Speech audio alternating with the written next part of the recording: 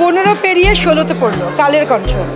কালের কণ্ঠ পত্রিকা আমার খুব ভালো লাগে, কারণ এখানে গঠনমূলক সব কিছু হয় এবং এটার বিনোদন যে পেপারটা, বিনোদন যে সাবজেক্ট, ওখানে যারা নেপথ্যে কাজ করে তাদেরকে আমার অনেক অনেক পছন্দের, এই কারণে যে তারা খুব গঠনমূলক নিউজ করে এবং যখন কারেন্ট নিউজগুলো আমরা খুব তাড়াতাড়ি পাই।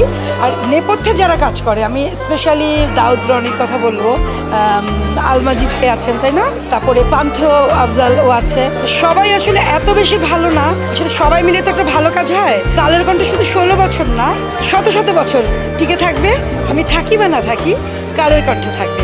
শুভ জন্মদিন। কালের কণ্ঠের ডিজিটাল শুধু না, আসলে সব ডিজিটালের কাছে আমার চাওয়া হলো নিউজগুলো জানি খুব প্রমিনেন্ট হয়, আর নিউজটা মানে যা প্রশ্ন হচ্ছে সেই প্রশ্নগুলো যদি বুঝে করা হয়। কারণ অনেক সময় দেখা যায় যে অনেকের ব্যক্তিগত নিয়ে আলোচনা করে। আমার মনে হয় ডিজিটালের কাছে প্রত্যাশা থাকবে তারা যেন কাজ নিয়ে কথা বলে, কারণ কাজই থেকে যায়, অন্য কিছু থাকে না আসলে।